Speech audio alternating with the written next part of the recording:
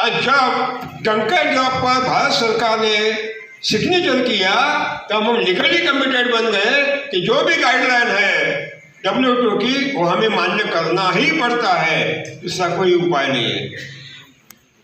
इसका मतलब है जब तक भारत WTO का वर्ल्ड ट्रेड ऑर्गेनाइजेशन का सदस्य है, पार्लियामेंट ये कानून पार नहीं कर सकती, ये निश्चित है। कितना भी आंदोलन करो, चुप क्या, कितना भी आंदोलन करो, इसका मतलब है जो हमारे हाथ में नहीं है उसके लिए क्यों आपकी ऊर्जा बर्बाद कर रहे हो। हमारे हाथ में है लागत का मूल्य 0 तक लाना, वही हम काम करना है हावेरी जिला में। हावेरी जिला ಸ್ನೇಹಿತರೆ, ಸುಭಾಷ್ ಪಾಳೇಕರ್ ಕೃಷಿ ಮಾಡೋದಕ್ಕೆ ಬೇಕಾದಂಥ ಬಂಡವಾಳ ಶೂನ್ಯ ಬಂಡವಾಳದಲ್ಲಿ ನಾವು ಕೃಷಿ ಮಾಡೋದು. ಆದರೆ ಈ ವಿಶ್ವ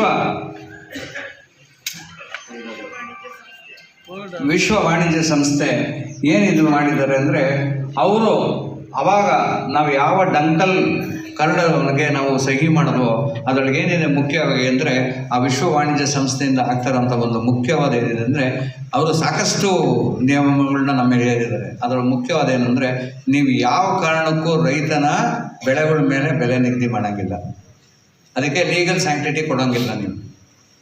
ಇದನ್ನು ಅದು ಮೊದಲನೇದವರು. ಹಾಗಾಗಿ ಅದನ್ನು ತೆರೆದ ಮಾರುಕಟ್ಟೆಯಲ್ಲಿ ಬಿಟ್ಬಿಡಿ, ಅವ್ರನ್ನ ಯಾವ ಕಾರಣಕ್ಕೂ ಅದನ್ನು ನೀವು ನಿಗದಿ ಮಾಡೋಂಗಿಲ್ಲ. ಮತ್ತು ಎರಡನೇದು, ನೀವು ಅದರ ಜನ ನಿಮಗೆ ಕೇಳ್ತಾರೆ, ಸಾಕಷ್ಟು ಹೋರಾಟಗಳಾಗ್ತವೆ, ನಿಮ್ಮ ರೈತ ಸಂಘಗಳೆಲ್ಲ ಮಾಡ್ತಾನೆ ಇದೆ, ನಿರಂತರ ಹೋರಾಟ ಮಾಡ್ತದೆ, ಬೆಳೆ ನಿಗದಿ ಮಾಡಿ ಅದಕ್ಕೊಂದು ಇದು ಕೊಡಿ ಅಂತ. ಆದರೆ ಅದನ್ನು ನೀವು ನಿಮ್ಮ ಸಂಸದಲ್ಲಿ ಅದನ್ನು ನೀವು ಅಂಗೀಕಾರ ಮಾಡೋಂಗಿಲ್ಲ, ಯಾವುದೇ ಒಂದು ಅದನ್ನು ನಿಯಮ ತರಂಗಿಲ್ಲ ನೀವು. ಎರಡನೇದು.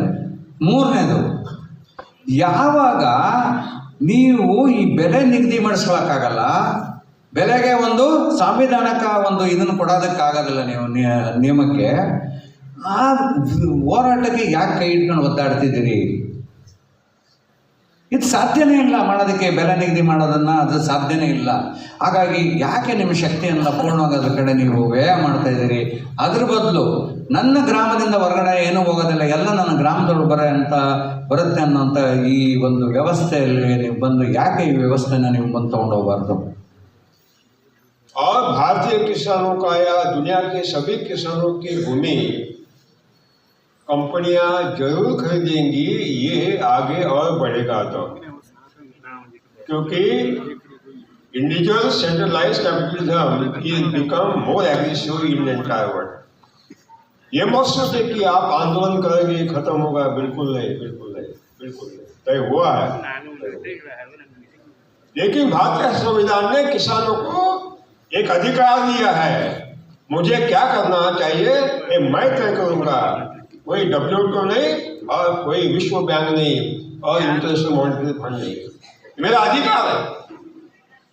वो अधिकार अगर हम अमल में लाते हैं, दुनिया की कोई ताकत किसानों को बर्बाद नहीं कर सकती, एक ख्याल में। ಸ್ನೇಹಿತರೆ, ಭಾರತ ಅಷ್ಟೇ ಅಲ್ಲ, ವಿಶ್ವದ ದೇಶಗಳಲ್ಲಿ, ಎಲ್ಲ ದೇಶಗಳಲ್ಲಿ ಬಂಡವಾಳಶಾಹಿಗಳು ರೈತನ ಜಮೀನುಗಳನ್ನ ಖರೀದಿ ಮಾಡ್ತಾರೆ.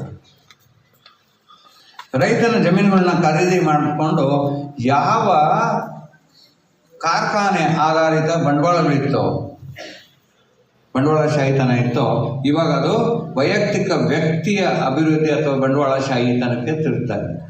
ಹೀಗಾಗಿ ಅವ್ರು ಏನು ಮಾಡ್ತಾ ಇದ್ದಾರೆ, ಹೆಚ್ಚೆಚ್ಚು ನಮ್ಮ ಒಂದು ಈ ಜಾಗಗಳನ್ನೆಲ್ಲ ಖರೀದಿ ಮಾಡ್ತಾ ಇದ್ದಾರೆ. ಆದರೆ ಭಾರತ ದೇಶದಲ್ಲಿ ಒಂದು ಏನಿದೆ ಅಂದರೆ, ಸಂವಿಧಾನದಲ್ಲಿ ಎಲ್ಲರಿಗೂ ನಮ್ಮದೇ ಆದ ಸ್ವತಂತ್ರವಾದ ಹಕ್ಕಿದೆ. ಹಕ್ಕೇನು ಅಂದರೆ, ನಾನು ಏನು ಮಾಡಬೇಕು, ನಾನೇನು ಪೂರ್ಣವಾಗಿ ಉಪಯೋಗಿಸ್ಕೊಳ್ಳೋಣ, ಯಾವುದೇ ಕಾರಣಕ್ಕೂ ನಾವು ತಗೊಂಡು ಯಾವುದನ್ನು ಕೃಷಿ ಮಾಡೋದಿಲ್ಲ, ಅದೇ ರೀತಿ ನಾವು ಕೃಷಿ ಭೂಮಿ ಮಾಡೋದಿಲ್ಲ, ನಾವು ನಮ್ಮ ಸ್ವಾವಲಂಬಿಯಾಗಿ ನಿಲ್ತೀವಿ ಅಂತ ಅಂದ್ಬಿಟ್ಟು ನಾವು ತಗೊಳ್ಳೋಣ. ಕೆಲವು ಪದ ಮಾತಾಡ್ತೀನಿ, ಕ್ಷಮೆ ಇರಲಿ.